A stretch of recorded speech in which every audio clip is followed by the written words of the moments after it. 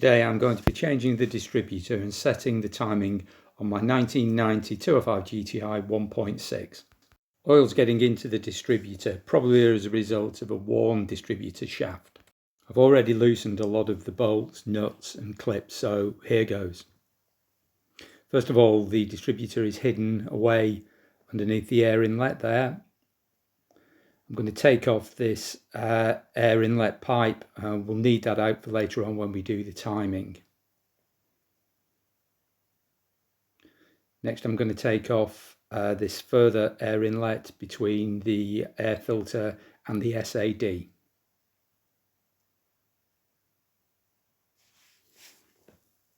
Then I'm going to take off the harness for the HT leads. That's a 13mm bolt there. And over the other side is a 10mm bolt, 10mm nut. Probably don't strictly need to do this, but it will help show you what's going on once we move it out of the way.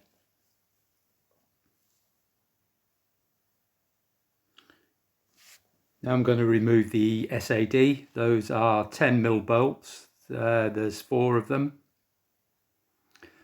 Then just press down on the electrical connector there. Give it a little wiggle, hopefully it'll come off. Yep. And then finally there's a 13mm bolt there. Just undo that.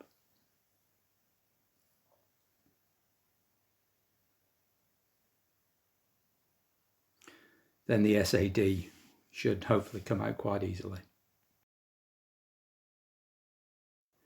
Now it's the electrical connector to the distributor.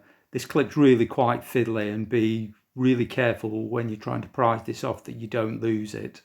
But as you can see, I've got a very small screwdriver there, and it just needs prising off on either side.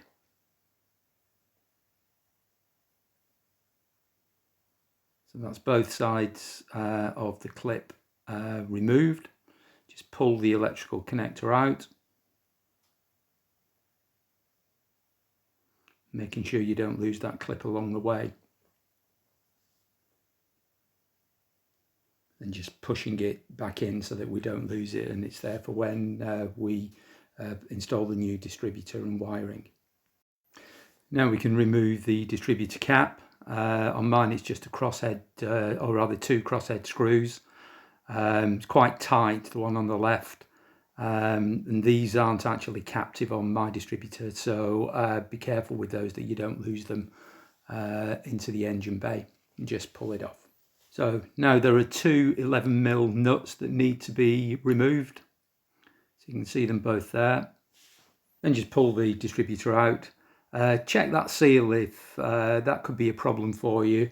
But my problem is obviously within the distributor. You can see all the oil that's been leaking out there. It's made a real mess, and there was a lot of oil that had fallen down the back of the engine. So this is the original one from 1990. You can see the Bosch part number there. Now they're out of the car, you can see the old one there, and then the new one is on the left hand side. The new one feels like pretty good quality, good weight to it, seems a reasonable product.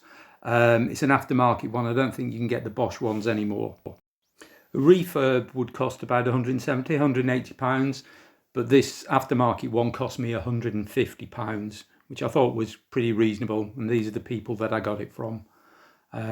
Just found them on the internet. I've got no connection at all with them, so there you go. And I think this is hopefully the problem. You can see how easily the rotor spins on the one that I've taken out. This one is a lot firmer, so hopefully the shaft is a lot tighter in the distributor housing. We now need to swap over the distributor cap. I've already removed cylinder 1. Next to it is cylinder 3. Then 4, 2, then the coil. I've now put the new distributor back on. It's only loose because we will need to adjust that for the timing. Looking out here, make sure that the vacuum advance hose and the electrical connection are where you need them to be before you put the distributor cap back on. Okay, so that's the distributor cap back on.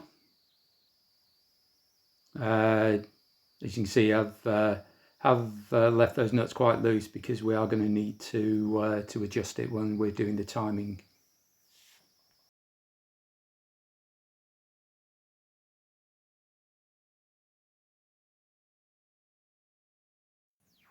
So I've reconnected everything other than the vacuum advance hose, which will need to be disconnected for doing the timing.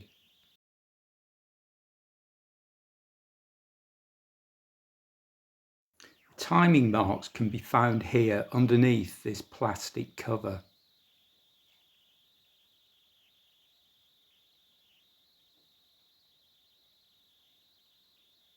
When you take it out, that's what it looks like.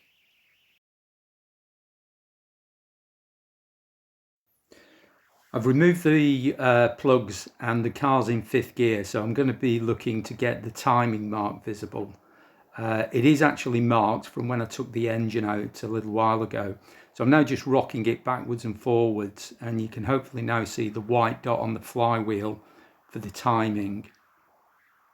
Zoom in there, and you should hopefully see that there's 2 notches on the right. That's on the flywheel.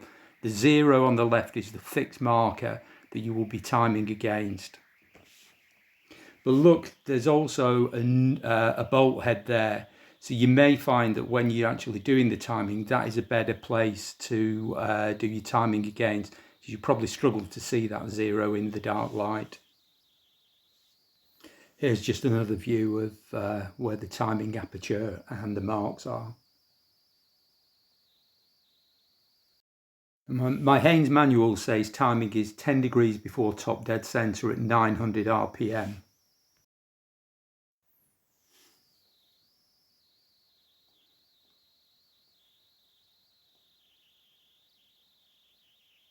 But the SAD also has a label showing you the timing, 28 degrees before top dead center at 3600 RPM. So you'll need one of the newer timing guns, which allows you to adjust the timing on the gun itself. So I'm going to set that hopefully to 10 degrees before top dead center.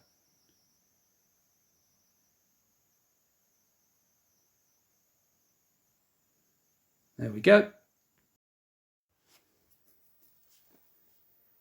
As you might imagine, it's not easy to actually film this, but hopefully I'll have a couple of goes at this, and I hope that you'll be able to see the timing marks in the couple of clips that I do now. So hopefully that's it. I hope that's been of some use. I'd be really interested to hear of any experience that you might have with oiling your distributor, timing your 205 GTI and so on. But hopefully what I've been able to show you today is going to be of some help to you. Yeah, thanks again, and thanks very much for watching.